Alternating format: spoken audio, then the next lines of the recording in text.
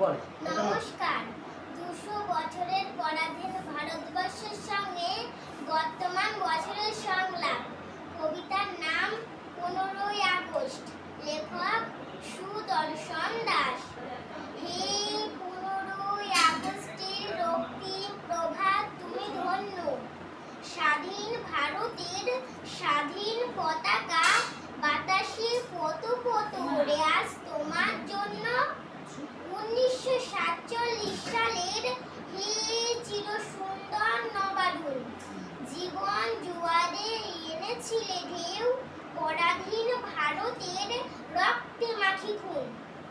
আকালের মরু উদ্যানে হানি আঘাত, রক্তে রাঙা রাজপথে বুলাই আহাত।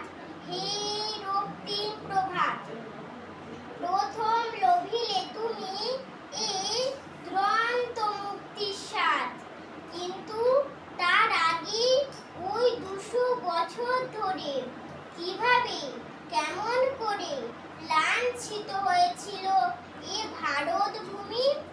শুনবে যদি তুমি, শুনো কহি আমি সে এক অপূর্ব কাহিনী। বণিকের বেশে এলো শোষক শ্রেণী, সেদিন সুযোগ সন্ধানী চক্রের দল ওই 10 করে দেখালো সে পথ। 1757 সালের 23শে জুন ব্যক্তি স্বার্থ বড় হলো, বাঙালির মুখ হলো চুন। ওই রাক্ষসী পলাশির প্রান্তরে লাজ্জ লোভী মীর জাফর, মীর কাসিম আর জগৎ শেঠের দল অসংখ্য সৈন্য নিয়ে নীরবে পুতুল হয়ে দাঁড়ায় রহিল যেন লজ্জাহীন নির্বাক দর্শক। তবে কিভাবে রক্তে রাঙা হলো সেই পলাশী প্রান্তর, ঘটনা বাস্তব, ইতিহাস সাক্ষ্য তার। সেদিনের মুক্তি সূর্য বলেছিল বারবার, ওগো বিশ্ব কাকে বলে বেঈমান, দেখে নাও এইবার। ওর পিঠে দস্যুর হস্তে মাটি অলংকার, কিভাবে সাথে দাসত্ব করে লাজ্জ লোভী পুত্র তার। ভয়ঙ্কর রণাঙ্গন উৎপাতা শিকারীর মতো ক্লাইভের সৈন্যগণ সমানে চালিয়ে যায় ওই মীর জাফরের রণ। শুধু ভাগ্যহত সেনাপতি মোহনলাল আর মীর মদন সমরের সাক্ষাৎ জন, যুদ্ধ করি সারাক্ষণ, ঘুচাতে মায়ের লজ্জা করেছিল মরণ বরণ। তাই হতভাগ্য সিরাজ দৌলা হারালো বিহার, উড়িষ্যার বাংলা। চক্রান্তকারীদের এই চক্রের কাছে পরাজিত হলো জানি, কিন্তু হলো কি তাতে?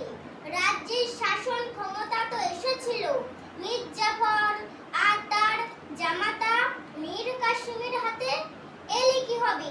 বণিকের মানদণ্ড দেখা দিল রাজদণ্ড রূপে।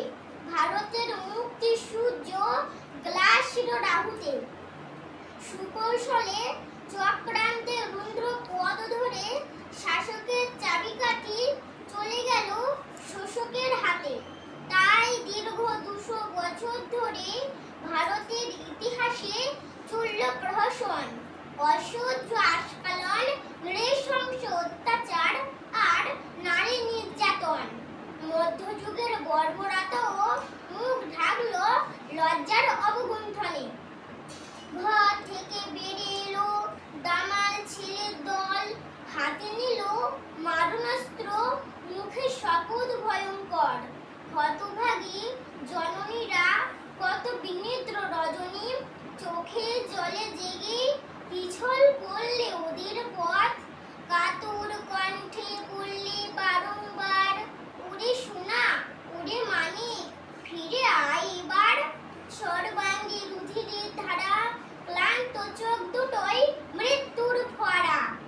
ওরে পুত্র হিংস্র শাসক আজ হয়েছে মরিয়া, ফিরে আয় তোরা। কিন্তু না, শুনল না কোনো কথা, ফিরল না ওরা। দীক্ষা নিল ভক্তি মন্ত্রের, মেতে উঠল রক্তের হোলি খেলায়। বিংশ শতাব্দীর খাতার পাতায় শুরু হলো রক্ত ঝরা অধ্যায়। ক্ষুদিরাম প্রফুল্ল চাকি, কানাই লাল আর সত্যেন, ঘর ভোলানো ছেলের নায়ক মাস্টারদা সূর্য সেন, বাংলা রাসবিহারী পিংলের গুরু, বিপ্লবীদের মন্ত্রপুত অগ্নিশিখা নীরেন বীরেন চারু, বিনয় বাদল দীনেশ আর বাঘা যতীনের দলগুলি দেশজননীর শৃঙ্খল মোচনে সেদিন অত্যাচারী শাসকের বুক লক্ষ্য করে ছুটতে লাগলো মেশিন